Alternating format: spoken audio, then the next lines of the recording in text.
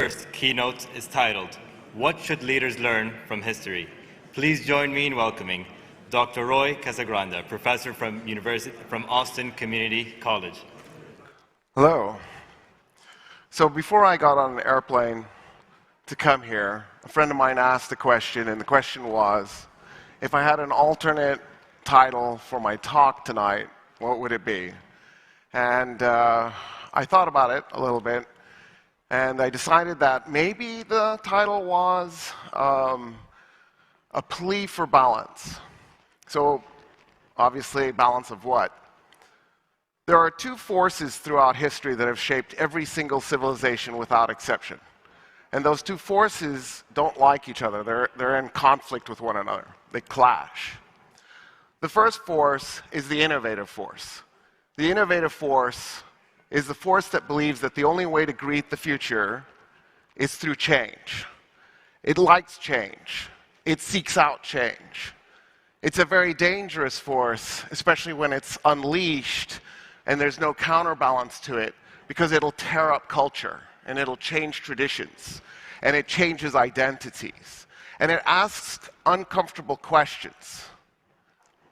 By contrast, the other force is the preserving force. The preserving force wants to not just lock things in place in this moment, it actually almost always has some amazing event from the past that it looks to as the model not just for the present, but for the future as well. In other words, there's some moment in the past that the preserving force says, this is what we should be doing. I can't believe we're doing what we're doing. What we're doing right now is wrong. The innovative forces have gotten out of control. The problem is our species, at least for the last 12,000 years, has steadily kept changing the amount of technology available.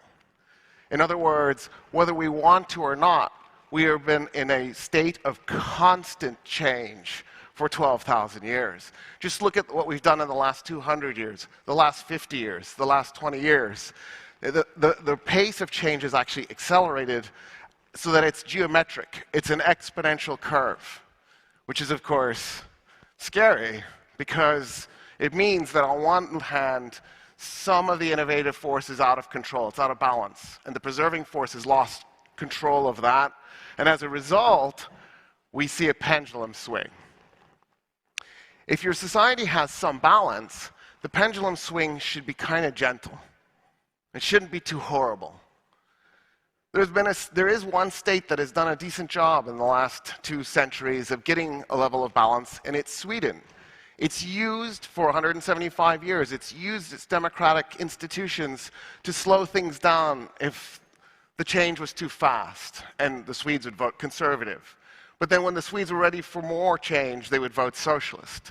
And it went back and forth. Today, Sweden, a country of 11 million people, is one of the largest economies on the planet. It's stable, the people have buy-in, they have levels of happiness. By contrast, one of the most shocking events in terms of imbalance was the conflict that took place in Spain from 711 to 1492. In the south, the Muslim-ruled Spain was innovative, it was diverse, it was accepting. It had commerce, it did inventions, it changed things as minor as how shoes were made. The term cordwainer comes from Cordova. In stark contrast, the fanatic fundamentalist Christian states of the north sought not just to create a unified Spain, they sought to crush that diversity and create a homogeneous state where everybody believed essentially the same thing. They sought to then also purge the Jewish and Muslim populations from Spain in the process. What's incredible about the Spanish moment is not only that the conflict lasted 781 years, and not only that by most people's standards the bad guys won, the homogeneous crusher population, but that it all kind of came together in 1 year. So it obviously was a process that took 8 centuries, but in 1 year, 1492, a bunch of it lined up just the way they wanted it to. The Kingdom of Granada falls, the last Muslim kingdom. The Jews are expelled, and then 10 years later, the Muslims are expelled. Now, obviously, a lot of Jews and Muslims converted, and they became the conversos and the moriscos. But it's also the year that the world is forever dramatically, completely changed. It's flipped upside down and shaken, because it's the year that Columbus starts the conquests of North and South America by Europeans.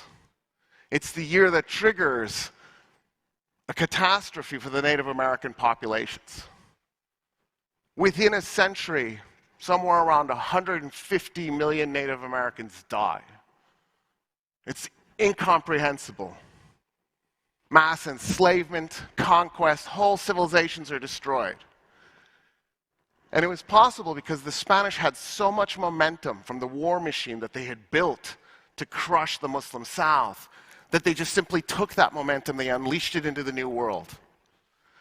And when they did, they brought that preserving force of homogenizing with them. And the result was that even though the Spanish created a massive empire that stretched across 2 continents and then the Philippines, they didn't have the ability to adapt. They didn't have the industry to develop to sustain their war machine, to replace the Armada when the English sank it. In other words, what they had done by creating this locked-in, homogenous society is they had lost the ability to innovate and adapt for the future. So even though the Spanish Empire lasts 300 years, the only reason it lasts 300 years was its massive size gave it the momentum to sustain itself. In other words, the preserving force got out of balance and in control, and it was catastrophic. The thing that made the conquest of the Americas possible was also the very thing that doomed the Spanish Empire. But, having said that, that's actually not what I want to talk about. I don't want to talk about the past. Well, I do, but more recent past. I actually want to dive into something a little bit closer to us. And I was thinking about it, and we live in a world where everything's ideological, everything is liberal conservative. I'm so exhausted by it, sometimes socialist. And at the end of the day, I have awful news for everybody. Nobody knows enough to be certain of anything. And the fact that you're certain makes me certain that you're wrong.